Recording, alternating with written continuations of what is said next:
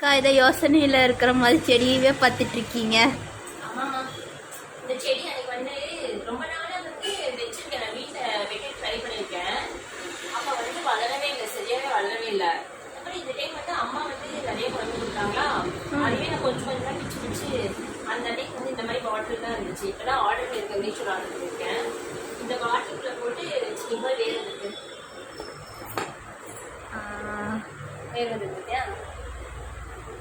அப்புறம் சரி குட்டி குட்டி பிச்சு பிச்சு ஒவ்வொரு பாட்டிலில் இந்த ஒரு பாட்டில் போட்டு வச்சுக்கோன்னா இந்த இதில் ஒன்று போட்டு வச்சுருக்கேன் பாரு.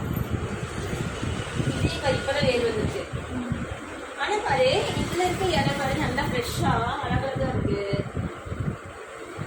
ஆனால் வந்து இதில் பாரு இலை பாரு எப்படி இருக்குது, ஏதோ பத்தலை, வெளிச்சம் பத்தலையா இல்லை வந்து என்னன்னு தெரில, ஆக்சிஜன் ஏதாவது பத்தலை என்னன்னு தெரியல, ஏதோ ஒன்று பத்தலை. அதனால வந்து இந்த இலை வந்து இப்படி இருக்கு.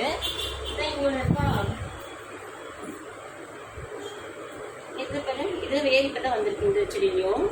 ஆனால் அது இதுவும் எல்லாம் இப்படி இருக்கு, இதுவும் அப்படிதான் இருக்கு.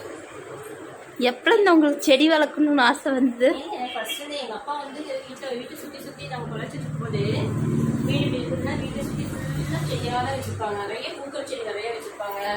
அப்புறம் காய்கறி வீட்டில் பார்த்தீங்கன்னா பச்சை வெண்டைக்காய் அப்புறம் அவரைக்காய் இதெல்லாம் இருக்கும். சாயந்தரம் ஸ்கூல் விட்டு வந்தோடனே அந்த பச்சை வெண்டைக்காய் வச்சு நாங்கள் சாப்பிடணும், கண்டிப்பாக சாப்பிடணும். சப்போஸ் அந்த வெண்டைக்காய் முத்திருச்சுன்னா அது இருக்க விதையை சாப்பிடணும். அப்புறம் இந்த செடி பத்தியா, இது வந்து வெளியிலேருந்து கொண்டு வச்சேன். இது வந்து என் ஃப்ரெண்டு கொடுத்தாங்க. இந்த இது வந்து இந்த வந்து செடி வந்து வெளியிலேருந்து மேலே கொண்டு வச்சு அது வந்து அழகாக வந்துச்சு. அதான் பார்த்துட்ருக்கேன்.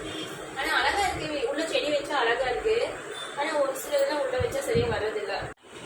அப்புறம் எங்கள் அம்மா வீட்டுக்கு போனால் எங்கள் அம்மா வீட்டில் வந்து முன்னாடி ஃபஸ்ட்டு வந்து பெருசாக ஒரு ஜாடிப்பூ செடி இருந்துச்சு, அவ்வளோ பூ பூக்கும். அப்புறம் நான் போனால் வந்து நான் தான் இருந்து போயிட்டேன். எங்கள் அம்மா பறிக்கிறேன்னு சொன்னா கூட இல்லை நான் பறிக்கிறேன்னு சொல்லிட்டு எனக்கு பூ பறிக்கிறதுனா அவ்வளோ பிடிக்கும். என் தங்கச்சி பக்கத்துலேயே தான் இருப்பா, ஆனால் அவளுக்கு வந்து அந்த செடியை போய் பூ பறிக்கிறது இதெல்லாம் ஒன்றுமே பண்ண மாட்டா. நான் போனாதான் போய் பூவெல்லாம் பறிப்பேன். அப்புறம் பின்னாடி வந்து கொஞ்சம் மரமெல்லாம் வச்சுருக்காங்க, போய் அந்த மரமெல்லாம் போய் பார்ப்பேன். அங்கேருந்து இலையெல்லாம் பொறிச்சிட்டு வருவேன், கொய்யா இலை, செம்பருத்தி இலை, மருதாணி, அப்புறம் கீரை பின்னாடிலாம் சும்மா ஏதாச்சும் ஒரு கீரைங்கெல்லாம் இருக்கும்ல அதெல்லாம் பொறிச்சிட்டு இருந்தாங்க. அப்போ எங்கள் அப்பா சொல்லுவாங்க, ஜெயா வந்தாவே இங்கே இருக்க செடியெல்லாம் மொட்டையாயிரும் அப்படிம்பாங்க.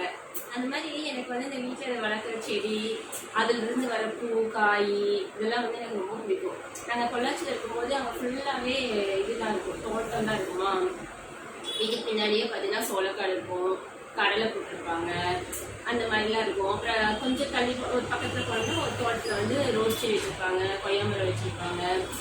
அதெல்லாம் ரொம்ப அதெல்லாம் வாங்கிட்டு வந்து வச்சோம்னாலும் அவ்வளோ நல்லா இருக்கும். அந்த பழம்லாம் அவ்வளோ டேஸ்ட்டாக இருக்கும்.